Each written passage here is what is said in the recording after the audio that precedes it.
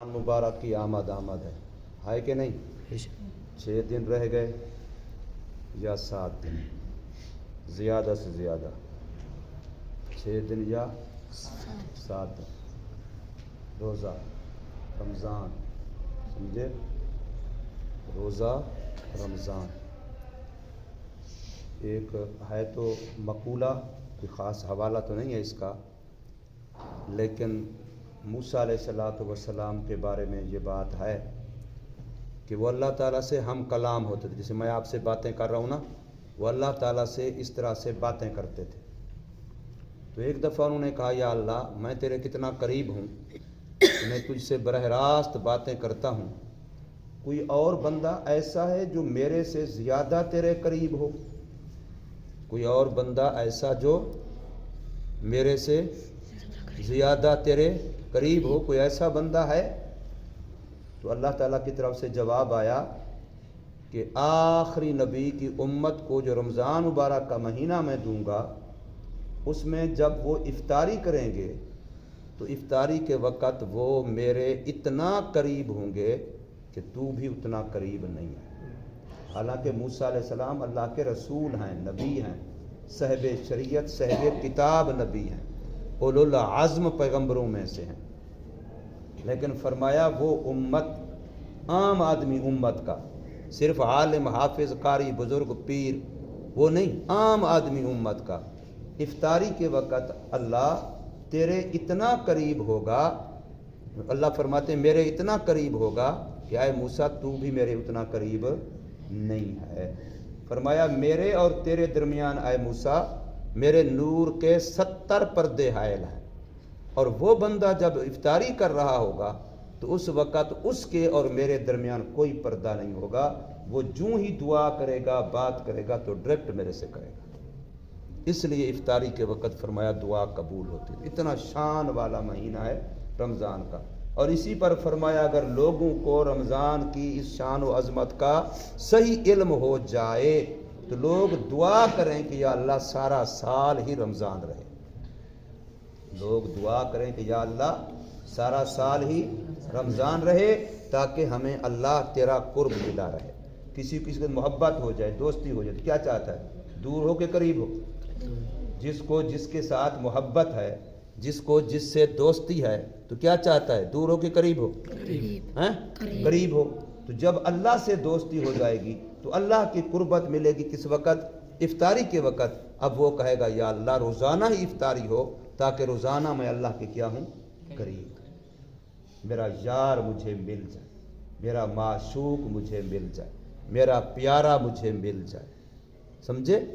लेकिन एहसास उसी को होगा जिसको एहसास हो प्यार का, मोहब्बत का, इसका अल्लाह का। इस पीर जुल्फ़कार साहब के किताब है, मुश्किल नाम है इसके इलाही।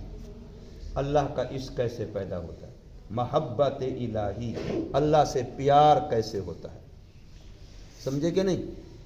तो अल्लाह से प्यार के लिए जो रमज़ान आ रहा है, तो रमज़ान के बारे में आज मैंने आपसे गुजारिश ये करनी है कि आप सब एक नीयत करें और इसकी रोज़ाना अल्लाह ताला से दुआ करें कि या अल्लाह हम अपने आप को सुन्नत वाला बनाना चाहते हैं, तो इस रमज़ान की बरकत से हमें सुन्नत का पाबंद बना दे। हर काम, शक्लो शबात में भी, सर के बाल कटवाने में भी, मिसवाक करने में, मिसवाक सुन्नत है कि नहीं। अब हम में से कितने बच्चे मिसवाक करते हैं? बहुत कम, कोई 1-2 करते होंगे। हालांकि मिसवाक वाली सुन्नत इतना है कि इसके 70 से ज़्यादा फ़ायदे लिखे हैं। एक फ़ायदा ये लिखा है कि जो बंदा मिसवाक का एहतमाम करता है तो उसको हादसे की मौत नहीं आएगी, एक्सीडेंट की मौत उसको नहीं आएगी। इसी तरीके से फरमाया कि जो बंदा मिसवाक का एहतमाम करता है, मरते वक़्त उसको कलमा नसीब होगा, मरते वक़्त उसको कलमा नसीब होगा। मिसवाक से मुंह पाक भी होता है, साफ़ भी होता है, अपने दांत भी साफ़ होते हैं, और मैदा ठीक होता है, ग़िज़ा हज़म होती है। बहुत सारे 70 से ज़्यादा फ़ायदे लिखे हैं किसके? मिसवाक के, 70 ज़्यादा फ़ायदे। इसी तरीके से हर वक़्त बावुज़ू रहना। एक तो है हमारी मजबूरी है कि हमने कुरान पढ़ना है, एक है इसके अलावा भी हमारी आदत बन जाए कि जब भी हम वाशरूम जाएं तो निकल के फ़ौरन वज़ू कर लें, जब भी वाशरूम करें तो फ़ौरन वज़ू कर लें, चाहे नमाज का वक़्त हो या نہ ہو۔ ہمارے جو بڑے پیر صاحب تھے سید علاؤالدین شاہ صاحب رحمہ تعالیٰ، ان کی زمین رقبے اب بھی ہیں، وہ جلال پور ہے، جلال پور شجاع آباد کے ساتھ جلال پور، وہاں ان کے رقبے ہیں، مربے ہیں، تو وہاں وہ جاتے کبھی کبھی۔ تو جو وہاں مزیرے ہوتے دیہاتی پینڈو لوگ زمینوں پہ کام کرنے والے، تو وہ ابھی کچھ دن پہلے ہمارے شاہ صاحب کے پوتے وہاں گئے، ان کو بتا رہے تھے کہ وہ جو بابا جی آتے تھے نا، وہ رات کو ہمیں بغیر وضو کے سونے نہیں دیتے تھے، کہتے پہلے وضو کرو پھر سونا ہے، سونے کے لیے بھی وضو، ایسے ہی سونے کے لیے مسواک، پھر اٹھ کر کے پہلے وضو پہلے مسواک، سونے سے اٹھو تب بھی پہلے وضو مسواک، اور اگر سونے لگو تب بھی وضو مسواک۔ اس طریقے سے وضو کے ساتھ اب سنت، یہ سنت ہے، بال سنت کے مطابق ہوں، کھانا سنت کے مطابق ہو، پینا سنت کے مطابق ہو، سونا سنت کے مطابق ہو، ٹھیک ہے نا۔ تو ہم نے اللہ تعالیٰ سے یہ دعا کرنی ہے، یہ درخواست کرنی ہے کہ یا اللہ یہ جو رمضان مبارک کا مہینہ آ رہا ہے، بس ہماری اتنی درخواست ہے، ہماری یہ دعا ہے کہ ہمیں سنت کا پابند بنا دے، ہمیں سنت کے سانچے میں ڈھال دے، ہماری زندگی سنت بھری زندگی بن جائے، شریعت کے مطابق والی زندگی بن جائے۔ موت کسی وقت بھی آ سکتی نہیں آ سکتی ہیں؟ نوجوان بچے مرتے ہیں کہ نہیں مرتے؟ حضرت صاحب کو عزرائیل سے ہے رشتہ داری کہ بتائے گا تجھے 1 سال پہلے خیال کر میں آ رہا ہوں، وہ تو آ جائے گا اچانک، بس گیا۔ تو اس لیے میرے بھائیوں یہ رمضان آ رہا ہے، اور چونکہ ہم لوگ انجن ہیں، ہم لوگ صرف اپنے لیے نہیں ہیں، لوگ ہم سے امیدیں لگائے بیٹھے ہیں، اور جو مخلوق ہے نا وہ ہم سے امیدیں لگائی بیٹھی ہے کہ یہ مدرسے والے، یہ مسجد والے، یہ طالب علم، یہ نیک لوگ، یہ اللہ والے، یہ بچے یہ دعائیں کریں گے، اس سے ہمارا مسئلہ حل ہو جائے گا، ہماری پریشانی ختم ہو جائے گی، ہمارا فلاں ہو جائے گا، ہمارا فلاں۔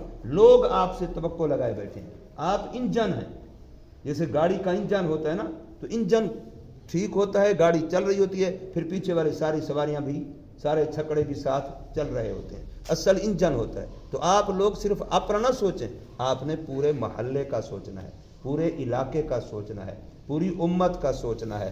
جو آپ کے ساتھ تعاون کرتے ہیں، جو آپ سے محبت کرتے ہیں، جو آپ پر مال خرچ کرتے ہیں، جو آپ کے کھانے کا انتظام کرتے ہیں، جن کے چندے سے، جن کے تعاون سے آپ کے لیے ساری سہولیات ہیں، دیکھیں کیسے عمارت ہے، فلاں ہے، پنکھے ہیں، بجلی ہے، فلاں، یہ سارے، ابھی سحری ہوگی، افطاری ہوگی، جن لوگوں کے تعاون سے، یہ ان ساروں کا ہم پر حق بنتا ہے کہ ہم نے روزانہ ان کے لیے دعا کرنی ہے، اور خلوص سے کرنی ہے، گڑ گڑا کے کرنی ہے، اللہ سے رو رو کے مانگ کے کرنی ہے کہ یا اللہ ہم اپنے لیے بھی مانگ رہے ہیں، اپنے ماں باپ کے لیے بھی مانگ رہے ہیں، اپنے خاندان کے لیے بھی مانگ رہے ہیں، اپنے رشتہ داروں کے لیے بھی مانگ رہے ہیں، لیکن وہ لوگ جو اپنے مال سے ہمارا تعاون کرتے ہیں، جو اپنی جان سے ہمارا تعاون کرتے ہیں، جو ہمارے لیے دعائیں کرتے ہیں، جو ہمیں دیکھ کے خوش ہوتے ہیں، جو ہمیں اچھا سمجھتے ہیں، جو ہمارے بارے میں اچھا گمان کرتے ہیں، اچھا خیال رکھتے ہیں، یا اللہ تو ان کے پر بھی رحم کر، ان کی ضرورتیں بھی پوری کر، ان کی بیماریاں دور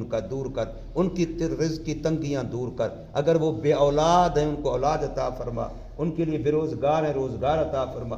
یہ ساری دعائیں کرنا ان کے لیے ہم پر حق ہے، اور یہ نبی پاک صلی اللہ علیہ وسلم کی سنت بھی ہے۔ حضور صلی اللہ علیہ وسلم امت کے لیے دعائیں کرتے نہیں کرتے؟ قیامت تک آنے، ہم بھی اس وقت نہیں تھے، حضور نے ہمارے لیے بھی دعائیں کی، قیامت تک آنے والی اپنی امت کے لیے حضور صلی اللہ علیہ وسلم کیا کرتے تھے؟ دعائیں، کعبے کا غلاف پکڑ کے رو رو کے اللہ سے مانگ رہے ہیں، یا اللہ میری امت جو قیامت تک آنے والی ہے ان کو بخش دے، ان کے لیے خیر کا فیصلہ فرما، ان کے لیے رحمت کا فیصلہ فرما، ان کے لیے برکت کا فیصلہ فرما۔ تو یہ بھی نبی پاک صلی اللہ علیہ وسلم کی سنتوں میں سے ایک سنت ہے کہ بندہ اوروں کے لیے، آگے آنے والوں کے لیے، دیکھنے میں صبح مجھے دعا کرتا ہوں تو میں دعا نہیں کرتا کہ یا اللہ ہماری آنے والی نسلوں کے لیے بھی ہدایت مقدر فرما، جو ہماری بچوں کے بچوں کے بچوں کے بچوں کے یوں اولاد نسل چلے، ان کو بھی اللہ کفر سے بچائے، ان کو اللہ شرک سے بچائے، ان کو اللہ تعالیٰ گمراہی سے بچائے، اللہ ان کو ہدایت والی زندگی نصیب فرمائے۔ آگے بات سمجھ؟ تو یہ سارے بچے ارادہ کرو کہ ہم نے کیا کرنا ہے؟ سنت کی پابندی والی زندگی گزارنی ہے۔ سارے بچے رمضان سے پہلے اپنے بال سنت کے مطابق بنوا لیں، کسی بچے کو کہنا نہ پڑے، خود بخود شلوار اونچی رکھنی ہے، سنت ہے مرد کے لیے، ایسے نا، ٹھیک ہے، اس طریقے سے باقی چیزیں کھانے پینے میں سنت کا اہتمام کرو، ایک دوسرے سے پوچھو، سیکھو کہ بھی سنت کیا ہے، سنت کیا ہے، پانی پینے کی، سونے کی، کھانے کی، وضو کی، نماز کی، ساری سنتیں سیکھ کے ان کے مطابق عمل کرنے کی کوشش کرو۔ اللہ تبارک و تعالی ہم سب کو توفیق عطا فرمائے۔